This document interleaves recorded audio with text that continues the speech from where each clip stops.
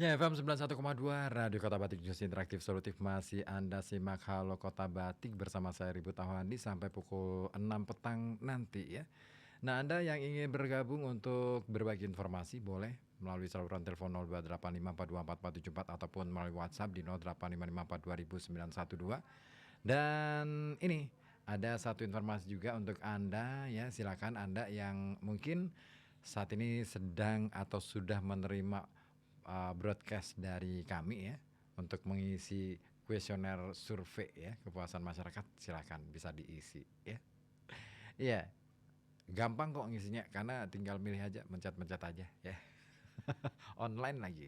Enak kan sekarang? Nah, baik. Ada yang bergabung. Bung Afif sudah, makasih ya. Ada yang bergabung. Satu yang tadi bergabung tadi siapa? Mas Takim ya, kayaknya tadi ya ikutan gabung. Oke. Tadi nggak kelewat ya, nggak kebaca tadi. Nggak kekirim ya, hanya ke sini. Baik. Dan ya di sore kali ini ya, cuacanya kayaknya sebentar. Wah, udah mulai mendung ya. Kota Pekalongan. Ya, semoga aja tetap aman, tetap terkendali gitu ya. Dan Anda yang mungkin saat ini sedang berkemas-kemas untuk segera pulang ke rumah ya, setelah menuntaskan tugas pekerjaan dan lain sebagainya, jangan lupa untuk apa ya, kemas-kemasnya benar-benar diperhatikan, jangan sampai ada barang yang tertinggal, apalagi sampai ada pekerjaan yang belum tuntas, tuntaskan dulu ya. Sehingga ketika pulang ke rumah itu tidak membawa apa itu pikiran tentang pekerjaan. Keganggu banget loh, nggak enak banget loh kalau sampai kebawa ke rumah. Iya, karena beberapa waktu ya, ya beberapa kali sih saya sering juga apa ya, merasakan seperti itu. Akhirnya nggak bisa tidur, terus kemudian harus meredam dulu segala sesuatunya, butuh waktu 1 jam katakanlah untuk meredam semuanya. Nah, dan pastikan ketika Anda berkendara ya di perjalanan semuanya aman. Pokoknya ikuti apa ya, taati rambu-rambu lalu lintas. Ya, jangan sampai kemudian kita bermasalah di jalan. Ya, nggak enak banget ketika bermasalah di jalan. Itu biasanya masalahnya itu bisa sampai ke rumah tuh. Orang rumah bisa saja kena getahnya gara-gara kita bermasalah. Tapi ngomongin soal manusia, makhluk hidup ya, terutama makhluk hidup aja deh. Percaya nggak bahwa makhluk hidup itu memancarkan cahaya? Percaya? Ini ada studi yang menarik mengenai hal itu. Apakah tubuh kita ini benar-benar memancarkan cahaya? Itu pertanyaan dari studi ini. Sebuah studi ini hasilnya mengejutkan. Dan kenapa itu mengejutkan? Karena menyatakan bahwa setiap makhluk hidup, termasuk manusia, ternyata memiliki atau punya potensi untuk mengeluarkan sinar yang begitu lemah hingga tak tampak oleh mata. Dan sinar itu lenyap bersamaan saat kematian datang. Wah, keren kan? Jadi, ada sebuah penelitian yang dilakukan oleh tim ilmuwan dari University of Calgary dan juga National Research Council of Canada yang mengungkapkan fenomena yang terdengar seperti fiksi ilmiah, yaitu tubuh makhluk hidup itu memancarkan cahaya ultra lemah atau ultra weak photon emission UPE yang menghilang ketika makhluk hidup itu mati.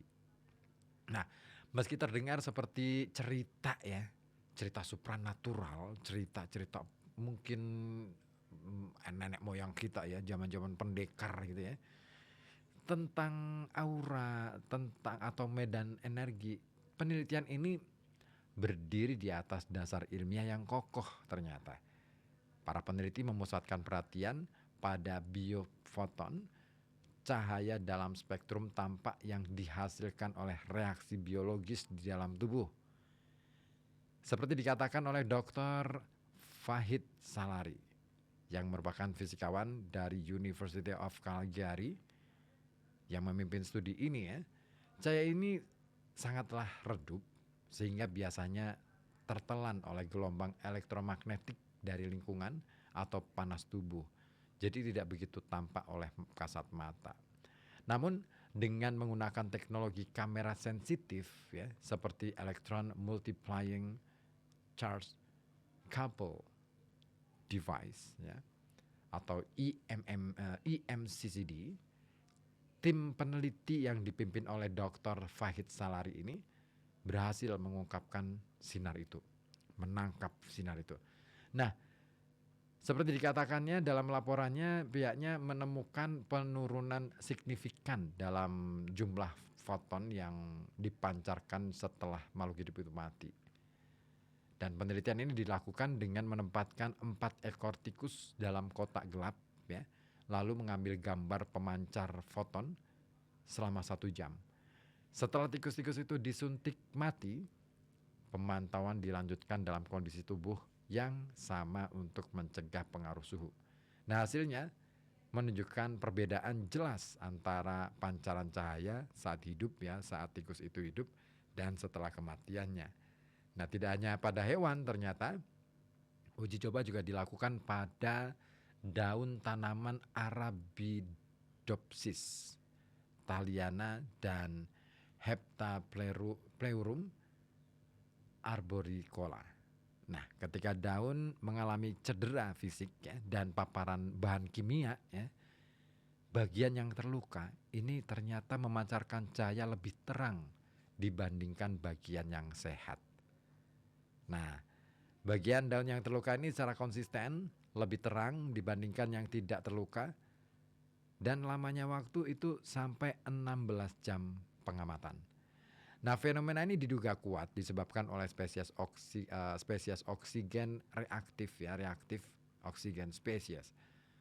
Molekul yang terbentuk saat sel mengalami stres karena panas, racun, infeksi dan kekurangan nutrisi ya. Nah, karena molekul seperti hidrogen peroksida ini memicu kerusakan lemak dan protein, elektron dalam molekul bisa melonjak dan kemudian melepaskan foton saat kembali ke kondisi normal. Dan ini menjelaskan mengapa cahaya ini bisa menjadi indikator kesehatan. Nah, tubuh yang sedang berjuang memancarkan lebih banyak cahaya ini dibandingkan tubuh yang sehat atau bahkan tubuh yang telah mati. Ini menarik nih. Baik, oke. Ini perlu pendalaman materi yang dahsyat nih. Saya mau ini nih, cari referensi yang lebih dalam lagi nih kayaknya untuk masalah ini.